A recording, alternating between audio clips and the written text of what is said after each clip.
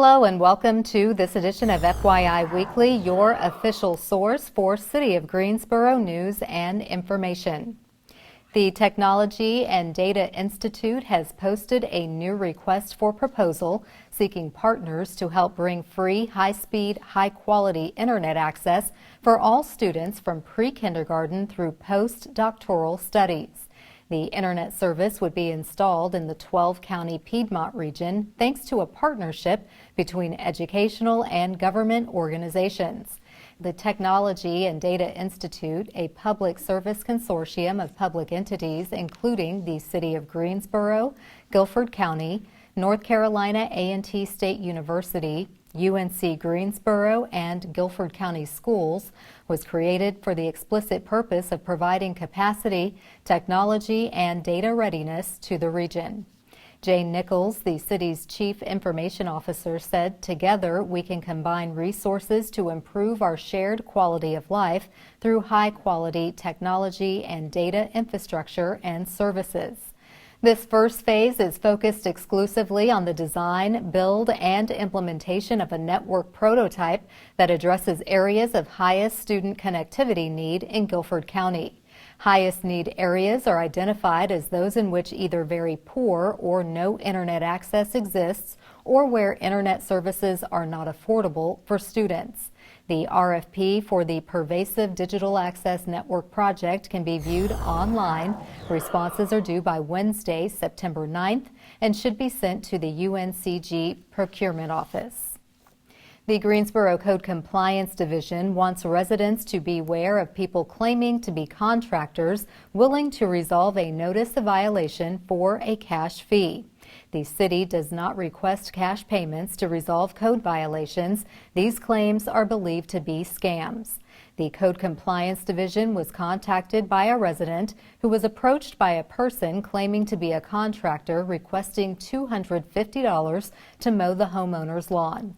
If you are approached by someone making a similar offer, verify if this person is credible by calling Code Compliance at 336-373-2111.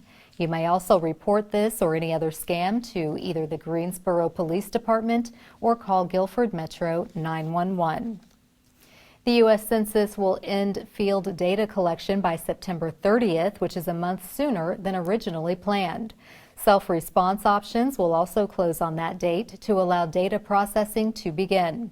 Under this plan, the Census Bureau intends to meet a similar level of household responses as collected in prior census years, including outreach to hard-to-count communities.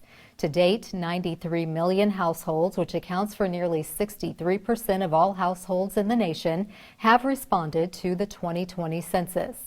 Building on its successful and innovative internet response option, the Census Bureau staff, including temporary workers who will be deployed in communities across the country in upcoming weeks, will work diligently to achieve an accurate count.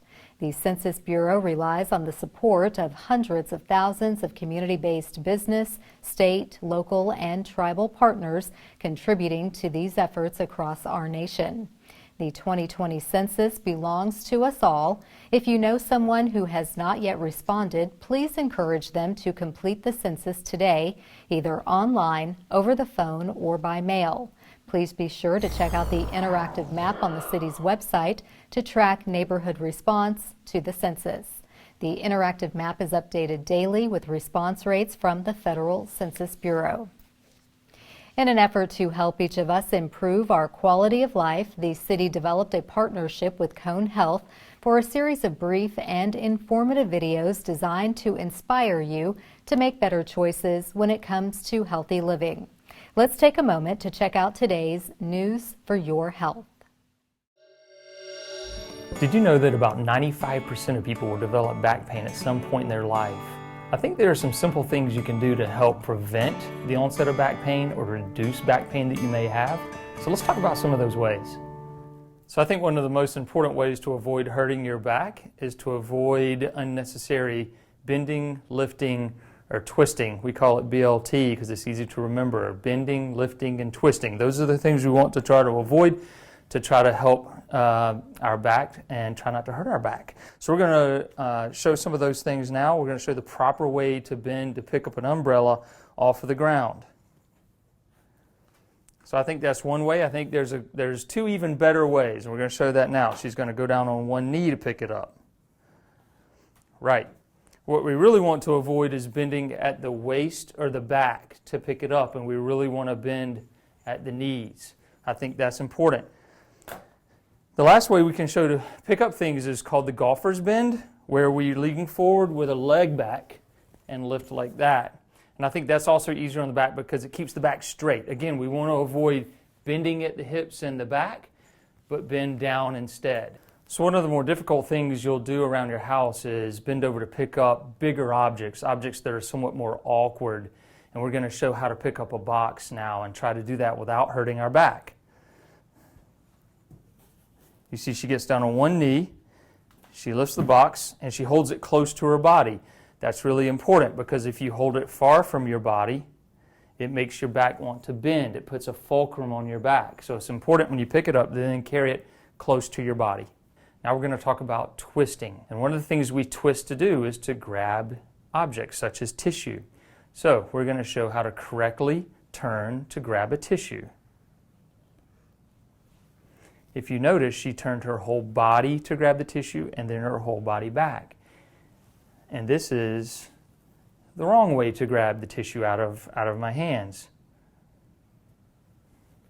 You notice she twisted her body that time. That puts undue forces on your low back and can cause back pain. I think there are several lifestyle changes people can make to improve their back health and either improve their back pain or prevent back pain.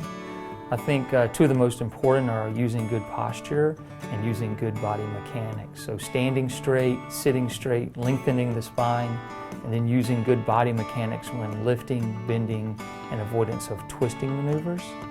Also, I think that for those who are overweight, losing weight down to an ideal body mass index can be very important. And I think reducing stress can also be important because it seems that any medical condition we have, stress seems to make it worse. So I think exercise is also extremely important, and I think exercises to improve core strength and improve flexibility, such as yoga and Pilates, are very important in prevention of back pain and improving chronic back pain. And lastly, I think quitting smoking can be very important in reducing back pain in those with chronic back issues. Smoking has been linked to degenerative disorders of the spine. Thanks for joining me today. Don't let a few wrong moves with your back stop your active lifestyle. To learn more, go to conehealth.com/backpain. This is Dr. David Jones. Greensboro Transit Agency's commitment to sustainable public transportation continues thanks to a sizable grant. We'll have that story and more news coming up after the break. Stay with us.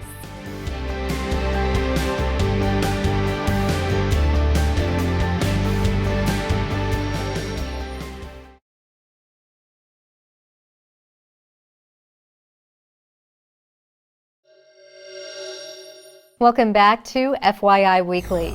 The City of Greensboro has closed the connector road between Country Park and the Guilford Courthouse National Military Park. The road will not be accessible to cyclists and pedestrians through December 2020. This road closure will allow construction vehicles to enter and exit the area while ensuring safety to park patrons. This impacts the current and future stages of the Greensboro Science Center renovation project. Nathaniel Green Drive from Orman Road into Country Park continues to be closed to all traffic, including pedestrians. In order to travel between the two parks, pedestrians and cyclists must use the Military Park's Winston Monument Trail near the Veterans Memorial at Country Park. In support of Greensboro Transit Agency's commitment to sustainable public transportation, the organization is the recipient of a grant in the amount of $502,000. This will be used for GTA's battery electric bus program. This grant will go towards the purchase of a 17th Proterra battery electric rechargeable bus, replacing an aging diesel bus. The funds also support construction of a new electric bus quick charger at the J. Douglas Galleon Depot. administered by the North Carolina Department of Environmental Quality. The funds come from the 2016 Volkswagen settlement with the U.S. Environmental Protection Agency. Nearly $15 billion has been made available nationwide for vehicle buybacks, infrastructure improvements, and environmental mitigation programs. Other North Carolina recipients of settlement funds include Charlotte, Raleigh, Wilmington, and Salisbury, along with numerous school districts. For more information about North Carolina's settlement program and project award, please visit the Department of Environmental Quality's website. Residents whose job has been sidelined by the coronavirus are able to once again access the NC Works Career Centers. The facilities in Greensboro and High Point have reopened to the public following the mandatory shutdown caused by COVID-19 in the spring. Office hours are 9 a.m. to 4 p.m. on Mondays, Tuesdays, and Thursdays, 9 a.m. to 6 p.m. on Wednesdays, and 9 a.m. to 2 p.m. on Fridays. Walk-in customers can receive staff assistance and access to the computer resource centers. Customers are required to wear a face cover in order to enter the buildings and access the employment services. COVID-19 precautions are in place, such as allowing a reduced number of people in each center, plus adding plexiglass to several workstations. The Greensboro NC Works Career Center is located at 2301 West Meadowview Road. The High Point Center is located at 607 Idle Street. Aside from the negative impact COVID-19 has had on the job market, homeowners and renters have also been struggling to stay afloat in order to avoid evictions. Coming up after the break, find out how the city is prepared to keep people in their homes. Stay with us.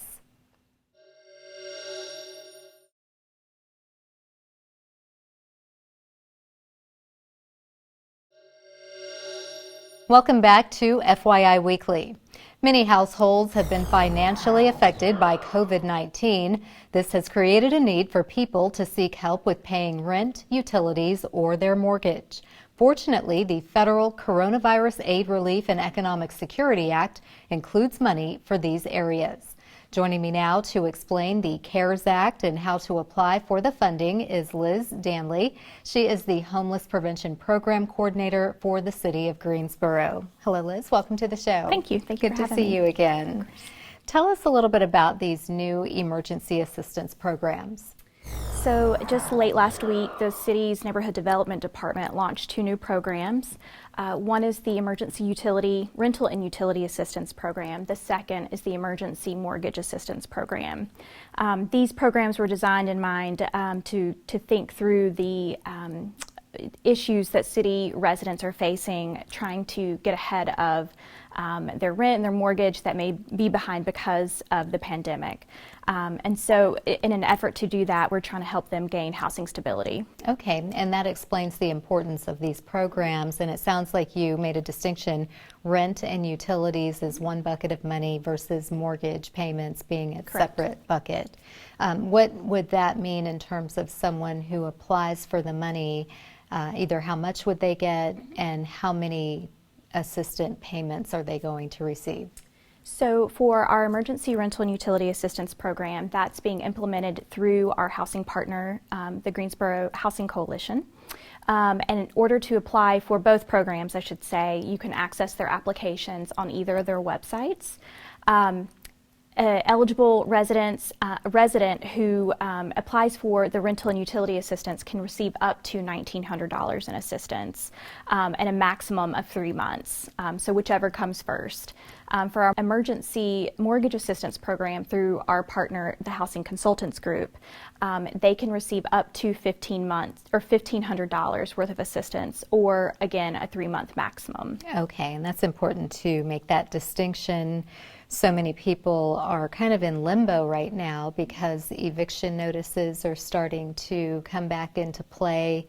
The extended benefit for unemployment has expired, and now we're just trying to wait to see what other federal dollars are available. So it's good to know that you have this funding. How can folks apply for this assistance, and is the application process lengthy or difficult? We purposely made it to where the application was not going to be difficult. It should take about 10 to 15 minutes to actually fill out the application. And then once the provider reaches back out to the resident to see if they're eligible or qualify for the program, that interview can take upwards of an hour. There is going to be required documentation on the part of the applicant, which is also part of that process.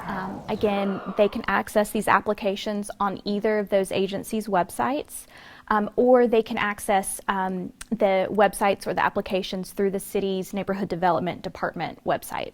Okay, so it's probably best that we direct them to one website, and that'll be easiest to access the information. Do you have any final thoughts before we go in terms of what to expect coming down the road and beyond this 3-month period? Well, I think it's imperative that we spread the word that this assistance is available to City of Greensboro residents, and it's primarily and solely focused on those households that have been negatively impacted by COVID-19, and we know are suffering as a result of that because of job loss or their hours being cut back. So if at all possible, we really want to utilize these funds to help prevent evictions and to prevent homelessness in the City of Greensboro. Wonderful. Well, thank you, Liz. This is a quick fix, and we hope that people will take advantage of it, considering the process is very easy and not time consuming, and it could definitely make the difference between someone who's facing eviction or not. So we do hope that you'll come back. Let us know of any other federal assistance that comes our way, and we will certainly help you get the word out. Thank you so much. Thank you. Stay tuned for some useful information about Greensboro as we tell you something about the city. That's coming up after the break. Stay with us.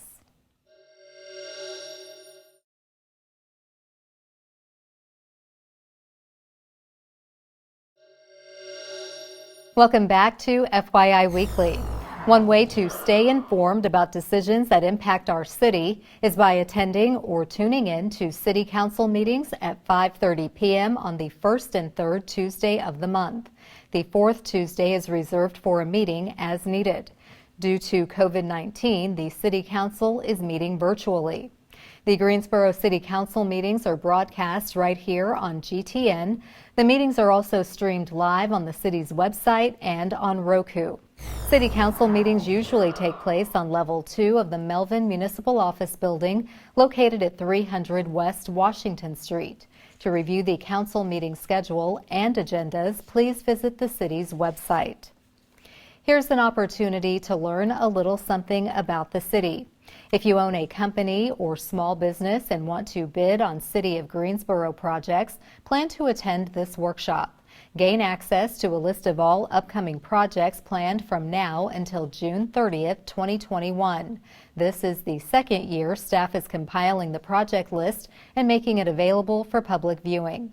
Be sure to register to attend Building Relationships 2020 overview of forecasted city projects. This workshop will take place from 6 p.m. to 7:30 p.m. on Thursday, August 27th. This virtual workshop will be available on Zoom. Online registration is required by Wednesday, August 26th. Visit the city's website to access the registration link. During this free event, Spanish interpreters will be available as needed. For more information, call the Office of Equity and Inclusion at 336-373-7980. Coming up after the break, we'll showcase our department spotlight, but first we have an important message regarding COVID-19.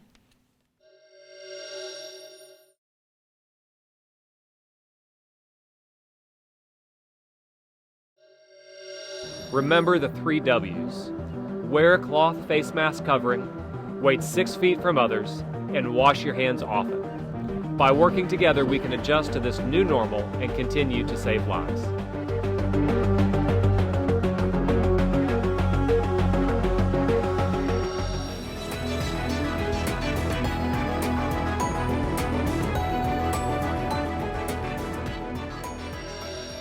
Welcome back. The City of Greensboro has more than 20 departments and several divisions committed to serving you, our residents and visitors. Let's go behind the scenes in our department spotlight. Glass bottles and jars are no longer accepted in the City of Greensboro's residential recycling program. Residents who want to continue recycling glass may use any of the 10 glass recycling drop-off locations, including a new location at Fire Station 61, located at 105 West Vandalia Road. Deposit empty, clean, and dry glass bottles and jars inside the blue recycling carts available at any of the following drop-off locations: Fire Station 19 on Downwind Road, First Presbyterian Church on West Fisher Avenue, Glenn McNary Library on Lake Jeanette Road, Kathleen Clay Edwards Library on Price Park Drive, Leonard Recreation Center on Ballinger Road, McGirt Horton Library on Phillips Avenue, Medford Service Center on Patton Avenue, Solid Waste Transfer Station on Burnt Poplar Road, White Street Landfill on White Street, and again, Fire Station 61 on West Vandalia Road. Glass from these locations and local bars and restaurants is recycled into new glass bottles and jars. For more information about recycling, visit the city's website. Straight ahead on the other side of the break is this week's Way to Go GSO Shoutout. Stay with us.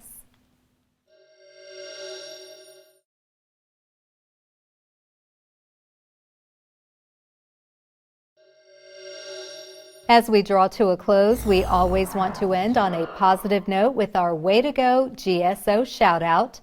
This week's shoutout goes to the team at NC Works.